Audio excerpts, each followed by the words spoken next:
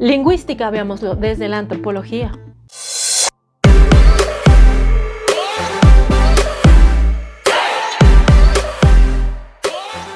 La antropología y la lingüística tienen un origen intelectual común.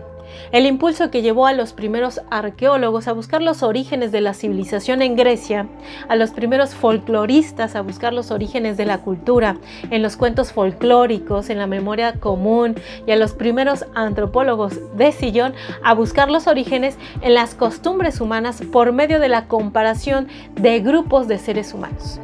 Esto, por supuesto, motivó el tema que nos compete hoy, que son las primeras indagaciones lingüísticas. Hubo un traslape considerable en esos procesos. El descubrimiento del sánscrito por el funcionario civil e intelectual británico William Jones a finales del siglo XVIII sentó las bases para el trabajo intensivo en lingüística histórica, que continúa hasta el día de hoy. Jacob Grimm fue no solo un folclorista pionero, sino la figura central de la lingüística del siglo XIX, por su descubrimiento en las regularidades en los cambios de consonantes entre diferentes ramas del lenguaje indoeuropeo a lo largo del tiempo, un trabajo tremendo. Su formulación, conocida hoy como la Ley Grimm, no solo sirvió de base para la lingüística moderna, sino que también uno de los conceptos formativos que condujeron al estructuralismo del siglo XX, en particular tal como fue elaborado por la obra de Saussure, quizás el lingüista más influyente de nuestra centuria.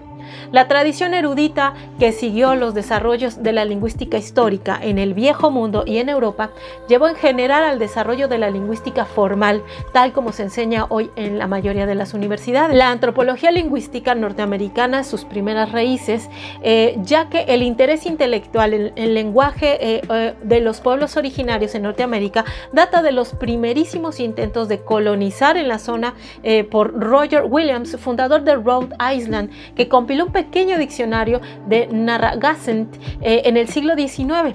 Esta perdurable responsabilidad gubernamental de Estados Unidos por los pueblos tribales llevó a la redacción de un gran número de estudios sobre grupos tribales de toda América por parte del Departamento de Etnología en América, que incluyeron muchas gramáticas, diccionarios y compilaciones de material folclórico en los lenguajes originales.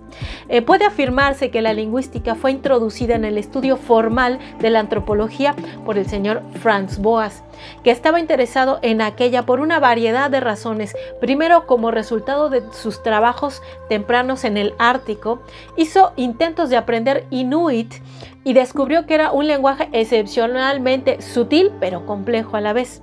Más tarde, esta percepción se incorporó a su perspectiva teórica anti-evolucionista, el particularismo histórico, o sea, separó los conceptos de raza, lenguaje y cultura, afirmando que eran independientes entre sí.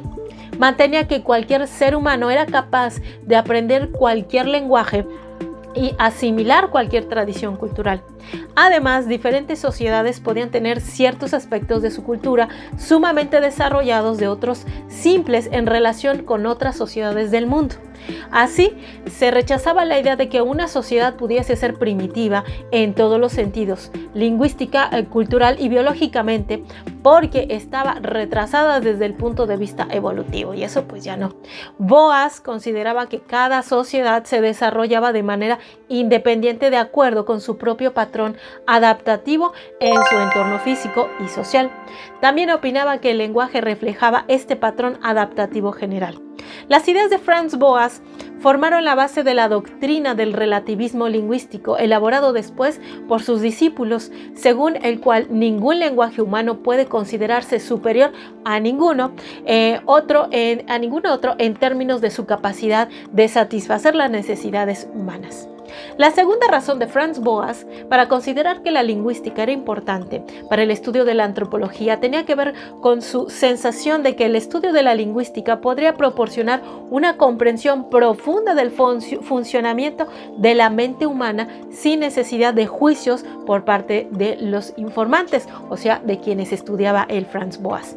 Al obtener datos de los hablantes originarios, un lingüista podía construir un modelo para el funcionamiento del lenguaje del cual el mismo hablante no estaba consciente.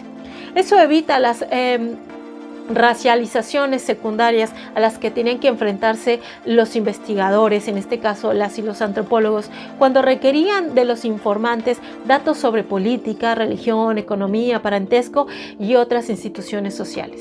El antropólogo lingüista más famoso que estudió con Franz Boas fue Edward Safir. Aunque no se ocupó exclusivamente de las investigaciones lingüísticas, esta representó la mayor parte de su trabajo y es la parte de su investigación antropológica por la que se sigue siendo mejor conocido. El interés de Safir por el lenguaje era de amplio espectro. Le fascinaban los aspectos tanto psicológicos como culturales del funcionamiento de la lengua.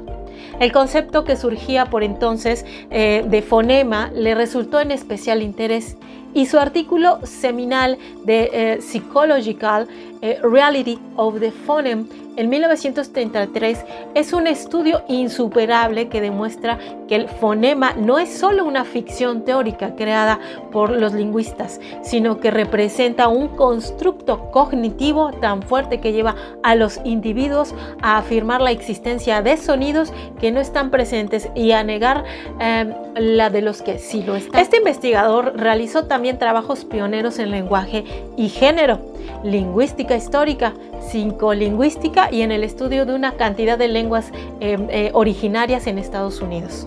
No obstante, es más célebre por su contribución a lo que luego llegó a denominarse la hipótesis worfiana, conocida también como la hipótesis Safir-Whorf. Safir afirmaba que el lenguaje era la guía simbólica de la cultura y esto es muy importante. En varios artículos fundamentales, el más importante de los cuales puede ser de Grammatician and His Language en 1924, desarrolló el tema de que la lengua sirva como filtro a través del cual se construye el mundo con fines de comunicación. Sus textos se pueden interpretar como si llegasen a la conclusión de que el lenguaje determina el pensamiento. Las estructuras gramaticales no se veían simplemente como herramientas para descubrir un mundo, sino como planos para el pensamiento mismo. Ahora pasemos a Inglaterra. Ahí se desarrolló un interés paralelo por la lingüística en antropología por parte del conocido antropólogo social Bronislaw Malinowski. En sus estudios Coral Gardens and Their Magic en 1935 se ocupa allí del problema de la traducción, tomando como dificultad principal el tema de la traducción de las fórmulas mágicas, así de lo mágico. Sostenía que realmente no era posible traducirlas, no tienen contenido semántico comprensible.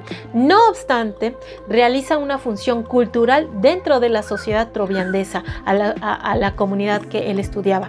Por lo tanto, están ubicadas funcionalmente. Para traducir este material de gráfica, tenía que proporcionar una contextualización explicativa completa del material. De lo contrario, no puede tener sentido. No es lo mismo preguntarle sobre, por ejemplo, religión a alguien que sí es creyente a quien no. Puede llegar a ser que incluso los significados y significantes pueden variar conforme a la concepción de los diferentes grupos. Por eso, contexto. Gracias por llegar al final de este video. Espero te haya gustado el tema. Dame like, sígueme, comparte y sígueme en mis demás cuentas. Muchas gracias.